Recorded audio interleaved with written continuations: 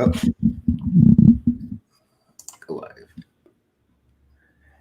Hey guys, welcome to the Referral Center. It is Friday, September 25th. It's already fall. It's crazy. It's raining outside. The sunshine is gone, and we got to be wearing our nice warm fleece right now. So I'm Eric, and here's my co-star, Mr. Ken Bynes, Mr. Hollywood himself. How are you doing, Mr. Ken? I am doing great. Wonderful. The sky is cloudy. We're finally getting some rain in. I mean, we had a drought for I don't know how long. So, it's really nice actually seeing a weather change, believe it or not. Hello, fall. Hello, fall. It's going to be raining from today.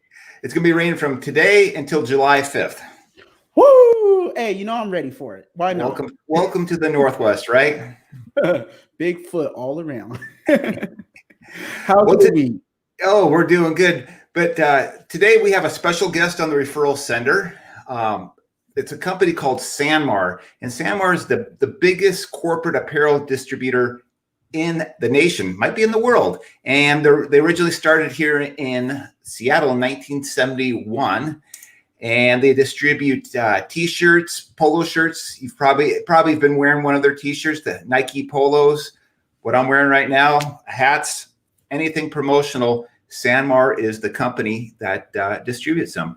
And we have a pleasure of having Jim Snell. He's an account rep with Sanmar, and he's just going to tell us a little more about their business and some of their products. So let's bring on Jim to the studio. Hello. Hey, you guys. How you doing? Officially out of the backstage into the studio. Gosh, it feels good. I just like to say the word studio. It makes me feel like Hollywood, Right. Studio. It's so good. I like it. I like it for sure.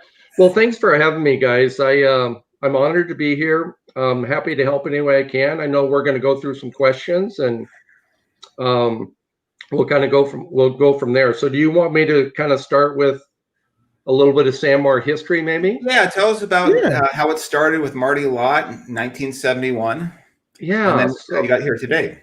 Yeah, so just from a historical perspective, for me, I've been with Sanmar a little over 13 years. So Sanmar will actually, as Eric mentioned in the intro, we actually began in 1971, and it turned out to be a really kind of a custom project that Marty Lott, our founder, kind of began. Right. And this was in the days, obviously, of the Seattle Supersonics and other things as well. So from a historical perspective, we are entirely family owned and operated, which is one of the things that most people don't realize. So this idea of business being personal and the whole thing is very much in our core values, our sense of responsibility in terms of how we treat people, not only our employees, but certainly our customers as well. We try and kind of treat them like family, like we would our own family. Those that we like, right?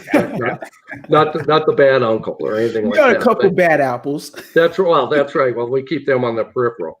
But no, I think that it's an extraordinary company. It's for me. I'm a little longer in the tooth than some. So I've had a little bit more experience with different businesses as well as family owned and operated, and it's not always high functioning, and Eric can probably attest to that as well.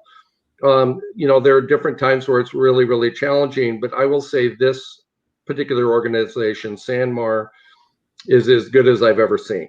I mean, it is just a tremendous amount of pride to be able to represent them as an organization. They're just the best, right? And so it's an honor. We have 8 distribution centers. Our corporate office is in Issaquah, Washington. We did start, as Eric said, in 1971, and that was, it really got its start in the basement of Marty's home with his father, Manny, to be honest. So everybody grows at a little different pace. We now have 8 distribution centers throughout the U.S.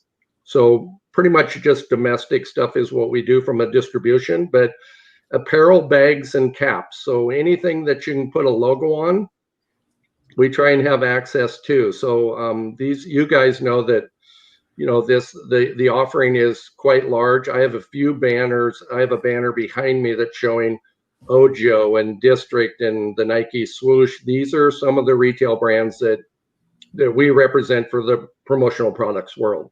Okay. So I got to mention before we get into the interview is what Sanmar did when the pandemic started about 6 months ago with the masks, how they got a 737 jet and they flew down to Central America, wherever they got the face masks, and brought them millions and millions of face masks. Maybe, Jim, can you explain a little more? Sure, yeah. So the PPE part of things, obviously for everyone, when the pandemic hit, everybody really had to kind of pivot. I mean, business basically halted, and what we learned very quickly was what was in need, obviously, was masks, right? Or some form of face covering. And so we, as a textile manufacturer, and it wasn't just us, it wasn't just Sanmar, it was Hanes and Fruit of the Loom and other retail brands that your customers would certainly recognize, were really charged with coming up with a design and beginning to build masks. And so we did have Health and Human Services, the federal government, contracted through us to the tune of well over 100 million masks. And that meant we had to totally kind of retool what we were doing in the mix of obviously a pandemic that shut a lot of things down. So there was a tremendous amount of logistics and that went on with that, and a lot of pivoting business and retooling things to be able to accommodate that. But we are honored to be able to help and continue to actually as well. So so yeah, it was, it was exciting in the sense that, I mean, there was a period there of 2 months where that's all anybody wanted to talk about. And so I'm happy to also share that things seem to be coming back a little more towards normal in terms of what people are looking for and asking for as well, in terms of t-shirts and polos and obviously fleece and outerwear and things like that. Fourth quarter for us is typically our most engaged quarter from a standpoint of volume. Gifts of reward, appreciation, employee appreciation. You want to do something nice for your folks, right? From a standpoint of thanking them for maybe they've been on the front line. Maybe they work at QFC or Fred Meyer or something, and we're going to do a special promotional t-shirt or whatever. We're here to help with all that, right? That's pretty cool. That's pretty cool. So, yeah. Jim, I see your banner in the background. Can you name a couple of the different brands that you guys actually carry? Sure, and I'll stick to brands that probably most of your folks know. So You see the swoosh behind me, Nike. Oh yeah. Other retail brands that we do represent are Carhartt. Okay. The North Face, Eddie Bauer. Okay. So those are some of the main retail brands. New Era as well. Caps, beanies, as well as apparel. So we're pretty diverse in what we offer, which is really exciting, to be honest. Definitely.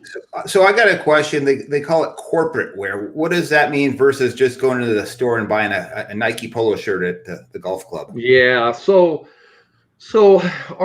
we've been set up since 1971 to we basically sell blank apparel to the promotional products industry with the idea of they're going to embellish it or decorate it, put a logo on it, whether that's screen printing, embroidery, it could be a patch, it could be something direct to garment, whatever it might be. So and we couldn't be more pleased about that, because obviously from a partnering standpoint, there's another layer that goes on. So the corporate part of the apparel it could be Starbucks, it could be Boeing, it could be whatever. People want to see their logo. Eric, you're wearing a Cougar logo. That's, yes. It didn't probably come with that on it, right? I mean, it started someplace. So the idea is that obviously from a promotional product standpoint, the more creative you are on that side, it just complements what we do from a quality of the fabric, really that blank goods to kind of begin with, right? So I think the decorator end of it is a really unique piece, because things change there all the time, which is awesome, right? Makes it a little more creative, I would say. Definitely. So logoed apparel, what kind of industries wear the logoed apparel? First thing people think of is t-shirts in schools, but there's so many more industries. You mentioned Starbucks. Everybody has an apron with the Starbucks logo, and that's millions of aprons. Yeah, absolutely. So anything that can really be used to kind of promote your business. And so there's very few businesses, quite frankly, that aren't interested in representation in some fashion, right? Where when you see them, and this I think is especially true with brands. If you're going to align with a brand, a Nike, a New Era, a North Face, whatever, you want the North Face to be on there in terms of just that collaboration of brands, but this is something that you're electing to do to kind of partner with, right? And so there's this perceived value that is, I think, is really significant. And I think the more significant part of that as well, the higher quality of the retail brand, fit, fabric, etc. When you're combining your logo with that particular piece of apparel, as an example, it's that want to wear rather than have to wear. That version of going, oh, okay, thanks. I mean, you know, you get a hat that or something like that decorated, and you kind of go, ooh, that looks horrible. That's not probably what you're really looking for. So the idea of spending money on promoting your business or those opportunities it's as good as you're able to put kind of product with it, because you want people wearing it. Yes. Right. It doesn't do any good in the closet or in a drawer. Right. I mean, that's not really the value that you're spending in terms of that decoration is more challenged that way, I would say. So you want to, if you can elevate it a little bit where it's that, again, I say want to wear rather than have to wear. I think the wear it, love it, kind of sell it kind of works kind of across the board. So Definitely. So Jim, how do you guys determine trend change? Like, I know that the apparel line is always changing. You guys are always getting new stuff. That's such a good question. Yeah. I'm so Ken, thanks. That's a great question. I'm so thankful that I'm not involved in that. Because if it was up to me, I'd go, okay, I think we'll need a couple new styles here, maybe. We release so many new things, and it's really a collaboration of our merchandisers and designers. So the truth is, the challenge of this always is that you can design something and look at it, then you have to figure out if somebody can actually manufacture it as well. We currently source manufacturing in about 26 different countries. So there's a lot of logistics to bringing something to market. And typically we work 18 months out front. Wow. So this fall, right? So we're a year and a half away. I mean, next fall's already probably been put to bed for the most part, right? Wow. Where they already know what they have kind of coming. And that supply chain and that manufacturing, all that has to kind of work that way. But I often say, in our merchandisers I trust. So back to the trend part of it, this is what they're charged to do. And they're the best in the industry at it, really far and away. So I may look at something new and go, ooh, I don't really get that. But someone else might, right? I mean, we're dealing with all these different demographics and clearly in terms of wearing multiple hats, whether it's sporting good channel, laundry, corporate, right? I mean, whatever that might be, we have to we're looking to supply items for a huge array of industries, right? So it's exciting for that reason as well.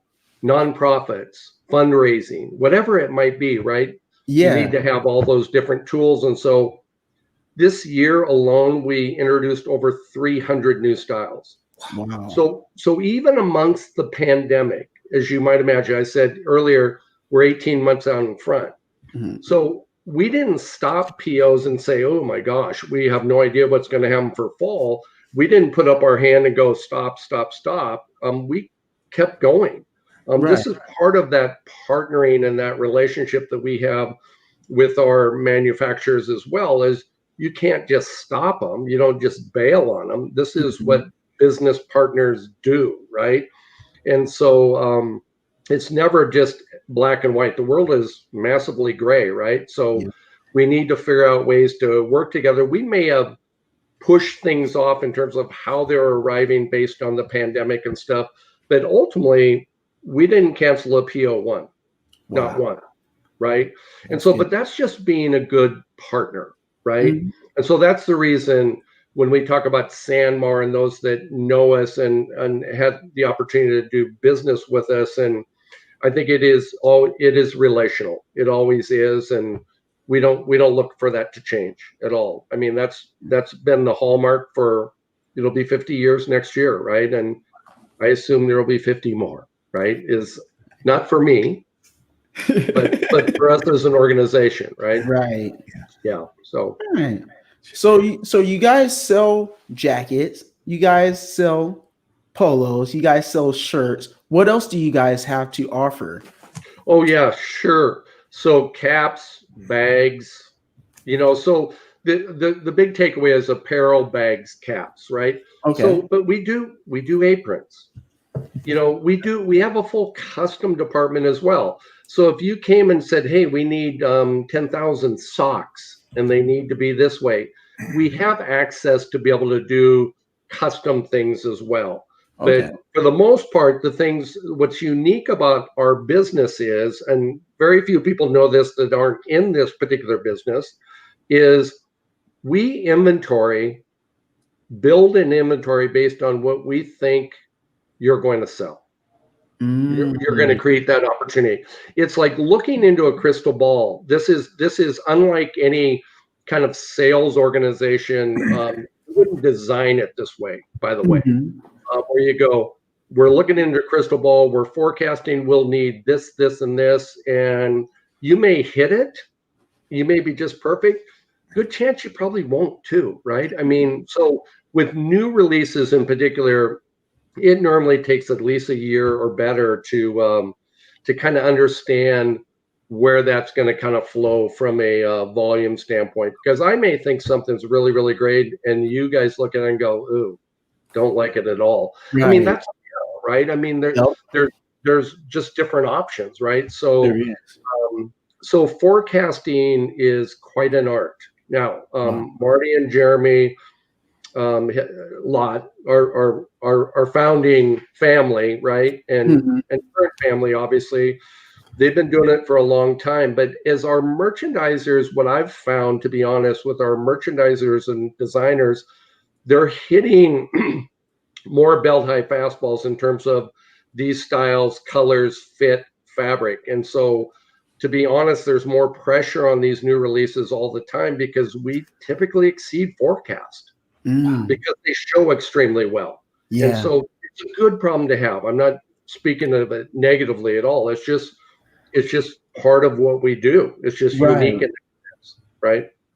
Wow, that's really neat. That's really neat. So what are a couple new brands that you guys happen to partner up with and release? Oh, Paul, that's a great question. Thank you. So this is a nice segue. I think you have one of the examples there that you might be able to pull up as well. So we have a new brand that we just are really pleased to be partnering with, and it's called Cotopaxi.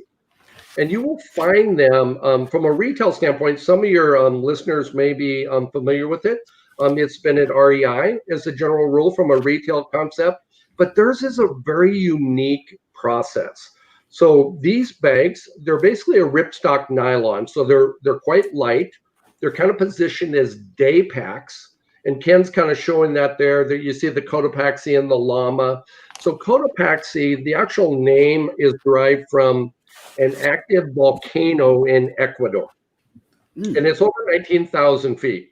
So it's a pretty good sized mountain, right? Yeah. So Davis, who's the founder of Cotopaxi, grew up in South America, or he spent a lot of time there. The llama is kind of like the bald eagle is to us, maybe in a sense, right? Right.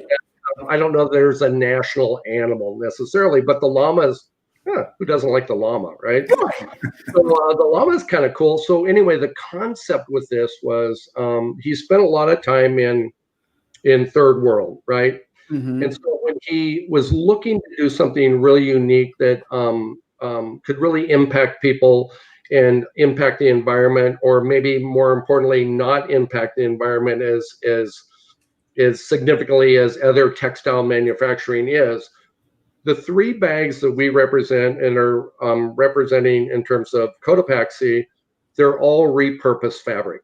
This is fabric that would have found its way to a landfill or not being used at all.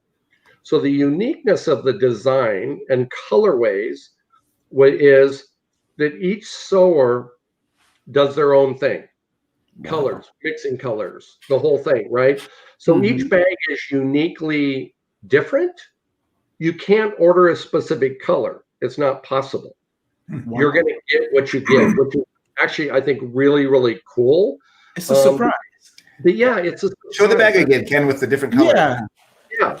Hey, Jim, you should pull up yours too, so they can actually see as well. Oh, look at that one. See, it's all different. So look at all these colors and just the little nuances of this as well, right? And so it really is conceptually really, really strong. So each individual person sewing these, it's that reminder that somebody actually does it, right? It didn't roll off an automatic AI assembly line, right? There's people that are putting their hands on it, and there's a lot of pride in that, obviously, and just a lot of empowerment. These are all being sewn, by the way, in the Philippines. They have a manufacturing facility there. Cotopaxi is actually located down in Salt Lake City, is where their corporate office is. But 1% of everything they do from a business standpoint, they have an initiative they call Gear for Good. And it goes back to a worthy cause, somebody in need. It could be an orphanage. It could be, they decide what it is. But there's always been, from day one, this initiative that, hey, we're going to give back, right? Definitely. And so it's cool. It really is.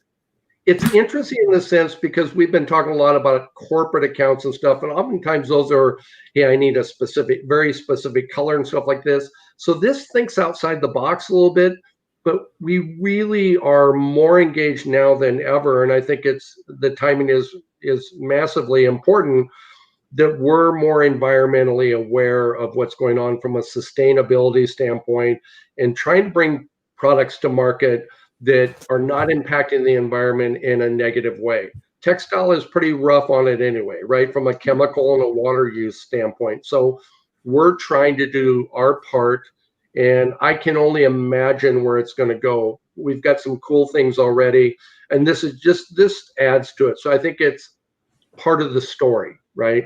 Definitely. The llama. And I also heard of another brand, if you don't mind sharing. It just got released recently, All Made. Can you let people know what All Made is all about? Yeah, All Made is really along the same kind of concept, not so much repurposed, but 100% sustainable. All Made does a tri-blend, so super soft t-shirt where 60% of the tee is recycled poly. So for your listeners, think plastic water bottles. Okay. So they're broke down, spun into yarn. 25%, so we're at 75% now. 25% is Madal. Madal is a fabric that is sustainable in that it's actually derived from the beech tree. I mean, these trees are specifically grown to be broken down into fiber. Wow. So if you're familiar with rayon as a synthetic fiber, it's similar to that, only much softer and obviously sustainable, right? So great. 25% US grown organic ring spun cotton as well. So when we talk about tri-blend, it's obviously 3 fabrics, but all these are sustainable, right? Yeah. And so it's a really cool concept. It began with a gentleman by the name of Ryan Moore, and he works with Ryanette. He developed Ryanette. They do screen printing machines, autos, and he's been an industry guy, real high energy industry guy for years and years, right? So we had a chance to partner with him, but it began really for him with All Made with a trip to Haiti. And they really got their eyes opened in terms of not only what was going on there from a waste standpoint, environmentally, but more importantly, a living wage, right? So this is part of the overall. I said earlier that we source in 26 different countries. We are a member of the FLA, Fair Labor Association, etc. So where you source things and how you source them are really, really critical, and it's critical to what we do. Even from a custom standpoint, we don't order anything from anybody that we don't have a relationship with and are aware of what they're doing and how they're doing it. But All Made was a real eye opener. So it wasn't only Ryan Moore, it was other printers from across the US that made that trip to Haiti, and they looked at the orphanages. And what happens in Haiti, or at least has historically, is they continue having kids, which is obviously fine, but they can't make enough wage to actually support them. So a lot of these kids, even though they have parents there, are being raised in orphanages. And so the idea with All Made is they're trying to pay, not trying, they are paying what is considered a higher wage to give them more of an opportunity on the ground there to take care of their families, right? Wow. And so again, fantastic story. The Cotopaxi is an awesome story, and so is All Made. And I'll be honest, I was rocking the All Made all summer. It's really, really high quality, and kind of jokingly, they say, not jokingly, but specifically designed by printers for printers. And that's really true. It's a beautiful fabric to print on, and that's the intent, right? So ladies, men's in the crew tee, as well as there is a youth version. So those folks that might be interested, oh God, I'd like to do something more environmentally friendly and still have it just awesome. Know that that's an option. You're going to pay a little more than a standard tee, obviously, but we're back to that concept of wear it, love it, sell it, or want to wear rather than have to wear. If I'm going to kind of promote and put my logo on it, or my school or something like that, we want them wearing it, right? We don't exactly doesn't do us any good on Spirit Day if it's in the closet, or exactly.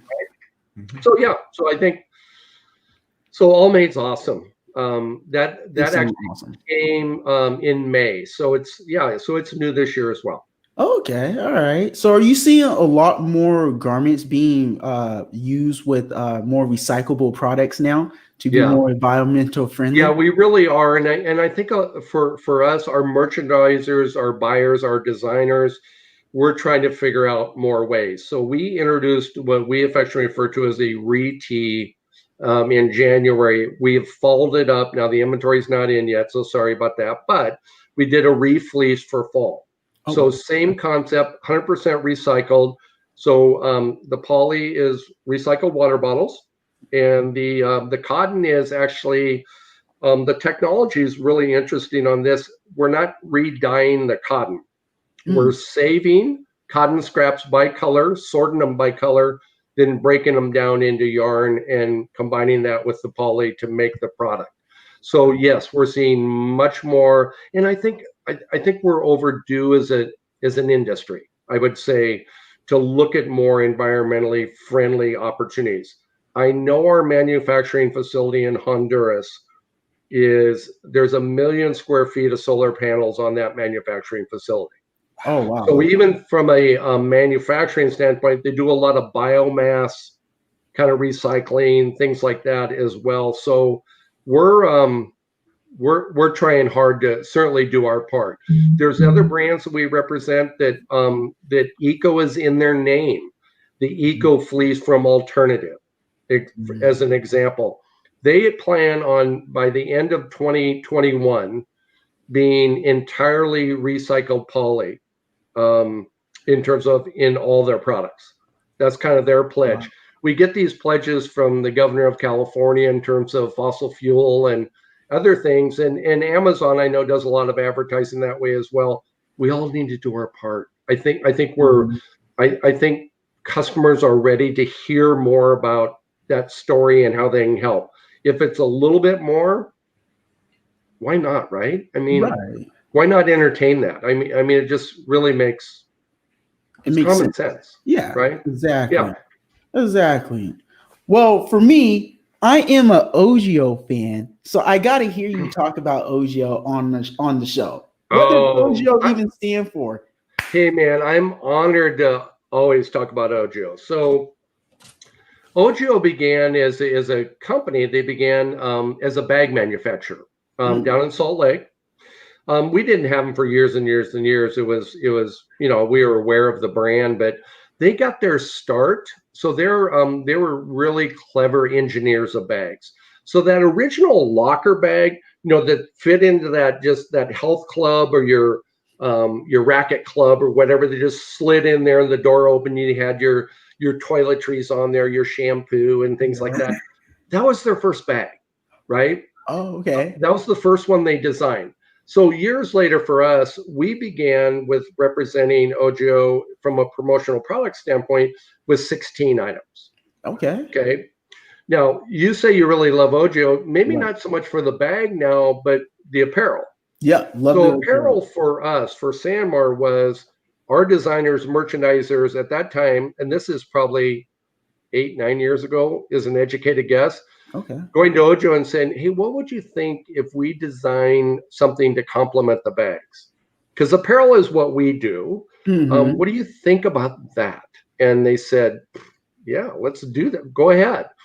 And so it is always for us, meaning the Sanmar peeps, it has always been that more innovative, push the envelope a little bit, more creative design, fabric, fit, function that we just love. I mean, if we show up 100 plus strong at a national sales meeting, a third of the people are going to be wearing Ogio, a third's going to be wearing Nike, and maybe another third's going to be wearing New Era or something else, right? Right. So, I mean, we wear what we like, right? Yep. And I think that's true for most people. For your guests out there that maybe they have a favorite item they just always really love. You always talk about that item. Yep. Yeah, you wear. Listen, I mean, I can have anything that I want to wear in our entire portfolio, but it always ends up being this small section of things that they're just your go-to, right? Because they're really super comfortable. You love them, and you wear them, right? Exactly. So it's a good deal. Yeah, Ogio's fantastic. So what was fun about Ogio when it was originally introduced, I was actually in a territory out in Montana. I was living in Eastern Washington, and a lot of times I'd be presenting the line and they wouldn't dare even try and say it. It was Ogio or it was something else. I sat in a meeting once where a gentleman said Ogio, had to have said it 15 times, and I'd say Ogio. All right. And so, I mean, just kind of, he never segued off it. He figured he had it nailed. And as far as I'm concerned, it really doesn't matter. If you say anything with a degree of confidence from a name standpoint, you can probably get away with it. Yep. Probably nobody's going to really challenge you on it, right? Exactly. It's the difference of, I think my first illustration with that from an apparel standpoint was Trico. Trico. I thought it was Tricot. and right. And so I didn't know, I'd never heard it pronounced. And I was at a meeting where the merchandiser was describing the fabric and the manufacturing and the uniqueness of it. And I thought, better move to Trico rather than Tricot, right? I mean, so again, hey, we can all be humbled on all that stuff, right? Definitely. So it's good. I mean, the good news is if people are talking about it and are interested in it, that's where the opportunity kind of lies. So definitely. So what will you say is your fastest growing brand now? The brand that has been, I will just say, I mean, from a history standpoint, this year, this year's unique in so many ways. Carhartt has been the most pandemic-proof brand this fall or this year. Since the pandemic hit. We've only had Carhartt for like a year and a half. So a lot of times with new brands, as I talked earlier, it's really hard to forecast, right? So when we originally 2 years ago introduced the North Face, we had 22 styles, obviously multiple colors and multiple styles, but The unique thing about that brand was it never been available from a promotional product standpoint, only retailing, right? Okay. So so people were hungry for it. We didn't realize how hungry, in the sense that of those 22 styles, we brought in inventory based on 15 months worth of projections. So a year and 3 months. And we brought it all in the first couple months, right? Wow. We were Okay. locked and loaded. We were inventory. Mm-hmm. 9 of the 22 styles we were out of in 60 days. Oh, wow. Yikes. Oh, So we don't, that's nothing we want to have happen necessarily, but this is a tip of the hat to the power of a brand that had never really been available from a promotional product standpoint. right. So North Face, I would say Carhartt, both have been incredibly resilient. And we're really just heading into the fourth quarter where outerwear becomes a big deal, right? Yeah. Because nobody, as a general rule, asks me, they say, hey, Jim, what do you got that's really old and tired and not interesting, Exactly. right? I mean, everybody wants to talk about what's new, right? Yep. I mean, we Yep. all do, What's new, right? what's trendy. So what's new? Not even just in conversation, hey, what's new? Mm-hmm. It's really what's new, Yep. and what can I kind of get behind. And if there's a story, like we talked with Cotopaxi and All Made and stuff like that, and the re-fleece and re-tee and things like that are sustainable stories, Mm-hmm. wow, Yeah. good Yeah. stuff, right? I mean, Yeah. that, at least I think.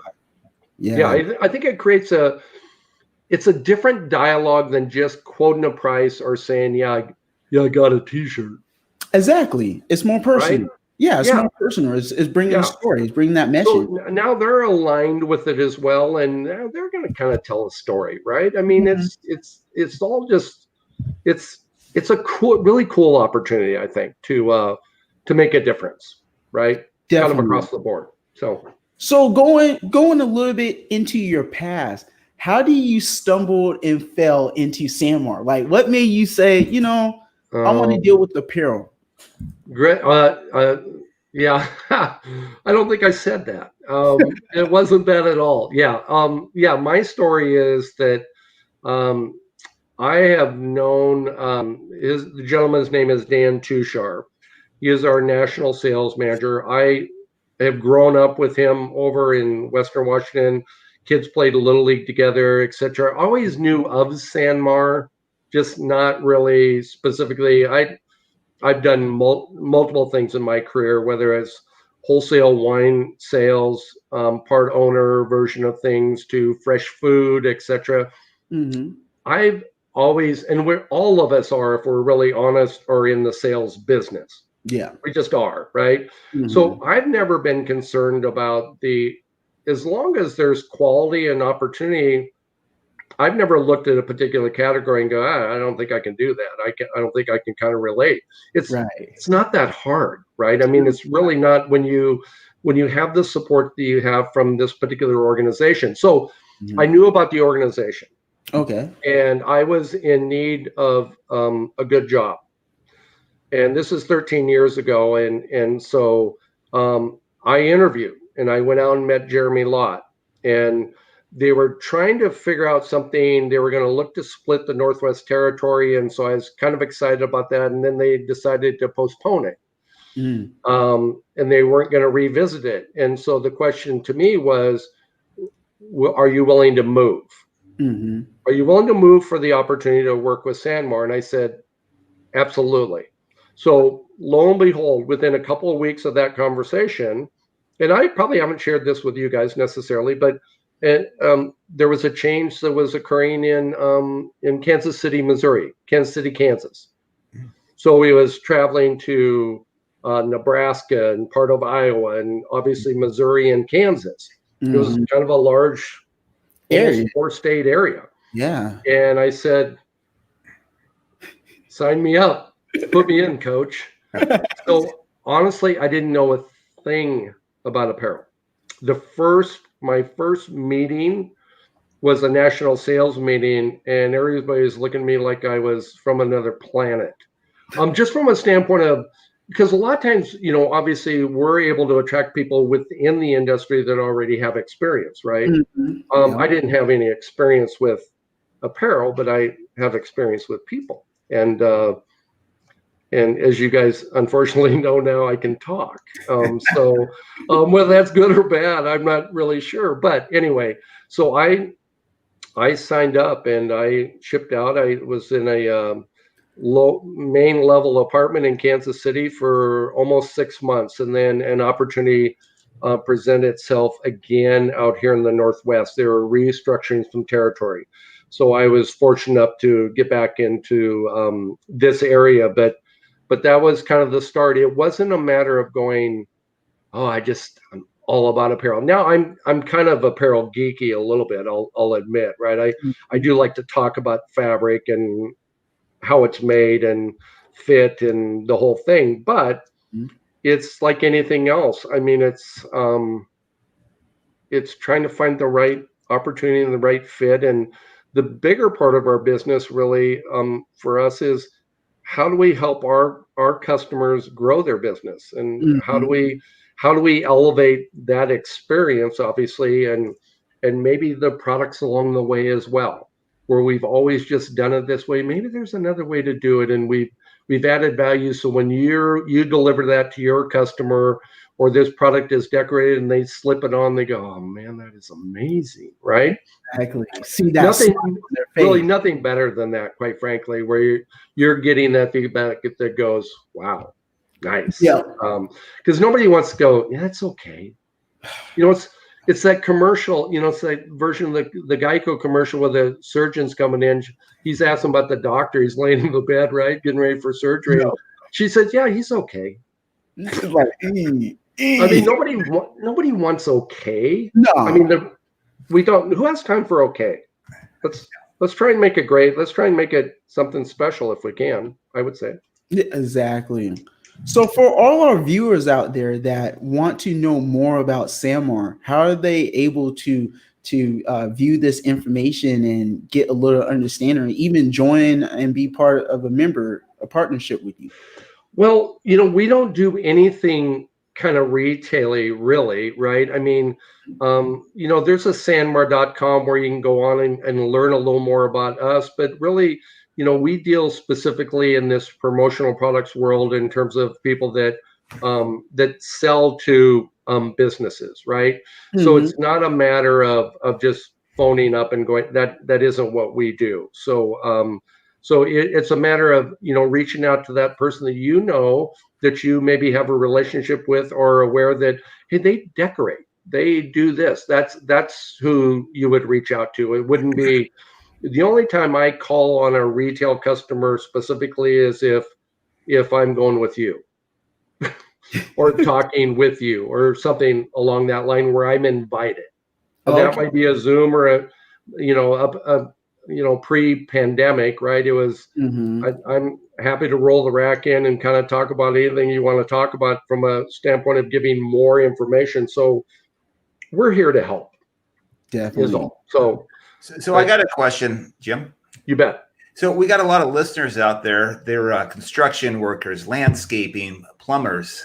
And why would they want to wear corporate apparel? I remember growing up, the plumber would come over and he'd have a flannel shirt on and they have the plumber's crack. But now they show up, they got a nice uniform on, a baseball hat. It's just so professional. Yeah, no, I completely agree. Eric, I'll just speak to an example that I had here at the house. We re-roofed, and I had 4 different contractors come and bid my job. You know the one that got the business? The one sure. Decked out. Yeah. Not only sent me a picture in advance of what he looked like, kind of like the, what is the window glass place? Speedy Auto Glass, any of those glass places. That said, hey, this your tech, he's coming. Yeah. The truck was wrapped. I knew exactly who it was. He was representing. He was actually wearing a North Face. That didn't hurt. Yeah. But I had another guy that was wearing Nike. So it's all good. So it's just, I think anymore, you want to obviously communicate what it is that you do. Business is much more personal now. Mm-hmm. It's not a matter, you want to know who's coming in, right? And who's making that call. So I think any way that you can brand and be proud of that, obviously that's Yeah, that's really what we're seeing kind of across the board. And so I ended up going with this particular roofing. I mean, there was other good guys, and there were less bids. It was less money bids. It's not always about the bid, right? And there's other things that are kind of involved in that. And so yeah, I think anytime that you can, I mean, from a construction all the way through, I mean, these guys, these landscapers stuff, they deck out those trucks, trailers, all that, right? So when they jump out and get ready to start trimming and mowing and doing all the other things, I think it represents well to be recognized that this is who I represent. This is who I am, and this is the company that I represent. So I think it's vitally important, right? I mean more so now than ever before, because you don't want somebody just wandering in, right? A stranger, and not clear about who they are or what they're doing or the whole thing. So I think it's obviously good. So that trend from even a security standpoint, I think is really good. But just from a notoriety standpoint, yeah, I think it's good for business, right? Nice and clean. So I drive around the neighborhood and I see the landscaping services. They're all decked out in their baseball hats, like you said, and then the T-shirts, and their trucks are wrapped. They're clean. 30 years ago, you wouldn't see this. You'd have a landscaper again showing up in a flannel, busted down pickup truck, dirty. Yeah. But now it's everything. Yeah, I think in particular, and you mentioned kind of the plumber part of things, right? I mean, there's no question. I mean, they footy up, they're laying something down when they come in, all that. But I mean, we want to have that sense of who you are and feel safe, right? And that, especially because a lot of these folks they're interacting with residential customers, etc., or certainly corporate customers. It's huge, right? And it doesn't have to be large and overbearing. It could be subtle certainly from a brand or a decoration standpoint. I'm sure whether it's tone on tone or if it's a patch or something kind of unique, I think that's the fun, more creative side of it as well, right? You have a lot of different options. So there's lots of things for your guests listening to kind of consider the next time they want to do something kind of unique, right? And whether that's a gift of reward, recognition. Hey, we're heading into fall, that is always about appreciating those that work with you and help you, and certainly in these times, because it's so challenging, we're seeing more upper end kind of gifts, and they want to do something a little bit extra, knowing full well that these are just challenging times, right? And so if you can do something a little bit nicer, I think it's appreciated and it's not lost on people, right? So when you open something up from a gift standpoint, rather than go, oh, yeah, great, that they're actually kind of excited about it, right? And you go, wow. So the hand, the texture, all those things kind of factor in. But there's lots of different options. There's blankets. There's all kinds of different things that are universal from a gift standpoint, that you don't have to worry about a bunch of sizing and stuff like that are still really creative and nice opportunities and stuff they'll use, right? I mean, we use a blanket around our place all the time, right? If it's a nice, soft, plush kind of blanket, sure. Yeah, it's a good idea. Right. So the holidays are coming up. So a lot of people just give out a ham or some cash. But why would a business owner want to give out some apparel to their customers and their employees? Sure. I think it's the gift that keeps on giving, right? I mean, food's great. Don't get me wrong, man. Lord knows I put away plenty of food myself, right? But that's gone, right? So I think the more unique gift is one that is used over and over and over and becomes a favorite, right? And so their logo, their appreciation, the amount of effort they put into it is recognized all the time, right? Year round, probably, right? And so it is an opportunity to be strategic about what you want to do to try and make kind of an impact. And if yours is a gift of reward or recognition, have it represent for you so that they're excited about it, right? I mean, so yeah, I think that apparel, a great hat. Oh, beanies are huge. Beanies are huge. They're comfortable, almost one size fits all. We're going to have a North Face beanie this fall and things like that, where maybe you can't afford a North Face dry vent jacket, but I bet you can afford a beanie, right? I mean, stuff like that. And maybe that's in combination with a really cool mug or water bottle or something else too. So I'm talking more apparel and things that we do, but promotional products is a host of other different things that can be very creative and unique as well. So don't just think apparel, obviously. Selfishly, I'm more into that, but that's just honest, right? But there's just other opportunities. So I think for your listening audience, especially if they're managers, owners, etc., this is the time to think about fall. When Christmas comes the same time every year. Have you guys noticed that? Yep. Same and time. How many times does somebody roll in December 15th and go, "Hey, Ken, can we get something? Yeah, I'm looking at doing this for you," and you're going, "Come on, man. December 25th every year, right?" For real. Why are you wait till last minute? Yeah, so jump on it early. I mean, in terms of start having those conversations, right? Where you can maybe create something that's kind of special and that you'll look back on as going, I did all right on that, right? I mean, people really seem to love it. They really, really appreciate it. We all appreciate a thoughtful gesture. Yes. No, I'm not saying it has to be it could be a handwritten card, right? I mean, we'd like to think we could do a little more than that, but if that's what you can do, that's cool too, right? I mean, really, just make it personal, I would say. Exactly. And a lot of the everybody's working from home these days too. It'd be nice to send a gift to all your employees working remotely to say, "Hey, thank you." You might have to talk to them in 6 months. Who doesn't like getting a gift at home, especially if it's something cool? They can put it on or they can wear it, and then next time they're on a Zoom call or you're meeting as a group or remotely, because we all do. I am as well. I'm in my home office, right?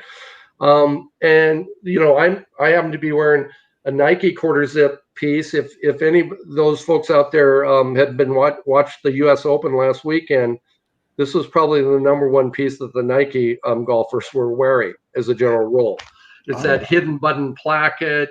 It is super, super soft, just a quarter zip version. It is unbelievable fabric. So we offer it in 3 colors, right? That type of thing. So it's not the same version that you're going to see retailing with Nike, because their swoosh is going to be front and center. We're going to move ours to the side so your company and your guests can put their logo on the front. Smart. Right? Same fabric, same style that you're seeing on TV, just really designed for us from a promotional product standpoint so that your customer's king, right? And they get to associate with the logo, obviously, as well. But yeah, I think that if it's the right gift sent to home, is super cool. It's super cool. So something you're excited to get. Not you open and go, oh, great. Yeah, here's another one. a discontinued mug or something like that, right? Where you go, that's not even a color that I like. And they throw it in the garbage or something. So if you're going to do it, you want to represent what you're strategically thinking there, I think. So very cool. Wow. Thank you for all the information. That was a lot to digest. I mean, that's see, you ask. I mean, you just turn me loose. That's what happens. Right? I can sit and hear you talk all day, though, Jim. Like I know me and you had conversations that just go on. So we do, and I appreciate that. Thank you. Hey, listen, man. It's easy to talk about things that you're proud of and you feel good about, and where we're going and what we're doing. And this is, Lord knows, been a very, very challenging year.